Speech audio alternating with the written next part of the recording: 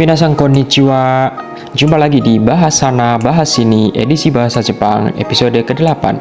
Bahasa yang ada di luar sana akan kita bahas di sini. Baik, pada episode kali ini kita akan mempelajari kata sifat. Bagaimana kata sifat dalam bahasa Jepang? Yuk langsung saja kita bahas. Kata sifat dalam bahasa Jepang dibagi menjadi dua, kata sifat i dan kata sifat na. Sekarang kita akan bahas mulai dari kata sifat i dulu ya. Kata sifat i. Kata sifat pada golongan pertama ditandai dengan kata yang berakhiran dengan huruf hiragana i. Itulah mengapa dalam pendidikan bahasa Jepang kata sifat pada golongan i disebut sebagai ikeoshi. Secara garis besar, ikeoshi memiliki 3 fungsi utama, yaitu 1. Memodifikasi kata benda atau sebagai pewatas, mengungkapkan sifat dari subjek kalimat sebagai predikat. 3. Mengubah atau memodifikasi kata kerja, baik ketika digunakan sebagai predikat dalam kalimat maupun sebagai pewatas kata benda atau menerangkan kata benda.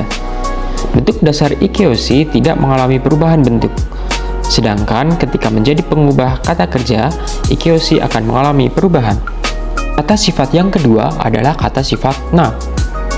Berbeda dengan ikeoshi yang mudah dikenali karena berakhiran huruf hiragana i, kata sifat golongan kedua tidak memiliki spesifikasi khusus dan terlihat seperti kosakata biasa. Hanya saja, untuk bentuk dasarnya yang juga digunakan dalam percakapan kasual, keiyodoshi ini seringkali diakhiri dengan da atau des. Dalam kokubunpo atau tata bahasa nasional Jepang, kata sifat golongan na atau verba adjektiva ini disebut keiyodoshi. Namun, dalam pendidikan bahasa Jepang, kata sifat golongan 2 ini dikenal dengan istilah nakeyoshi. Hal ini dikarenakan ketika kata sifat golongan 2 digunakan sebagai pewatas benda atau untuk menerangkan kata benda, maka harus ditambahkan na sebelum kata benda yang dijelaskan. Konjugasi kata sifat i atau perubahan bentuk kata sifat i adalah sebagai berikut. 1. Bentuk lampau atau kata. Bentuk lampau dari ikeoshi diubah dengan mengubah akhiran hiragana i menjadi kata. Contohnya, oishi berubah menjadi oishikatta. Jadi, huruf i terakhir diubah menjadi kata.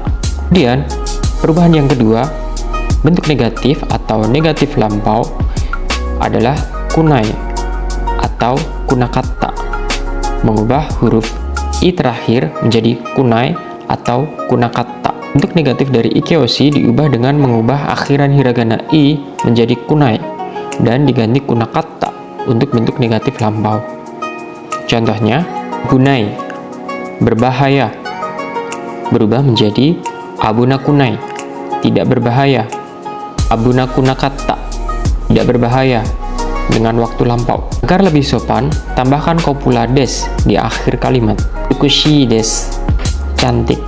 Ureshikatta desu, senang, lampau. Kemudian, untuk konjugasi kata sifat na, yang pertama, bentuk lampau atau datta. Bentuk lampau dari keiyodoshi diubah dengan mengubah akhiran hiragana na atau yang berakhiran selain i menjadi datta. Namun, ada juga beberapa kosakata yang berakhiran i namun menggunakan bentuk lampau dari keiyodoshi. Contohnya, kantang datta, mudah. Kirai datta, benci. Semuanya lampau. Kemudian, yang kedua, bentuk negatif atau negatif lampau. Dewa arimasen, dewa arimasen deshita. Bentuk negatif dari keiyodoshi diubah dengan mengubah akhiran hiragana na atau yang berakhiran selain i menjadi dewa arimasen dan diganti dewa arimasen deshita untuk bentuk negatif lampau.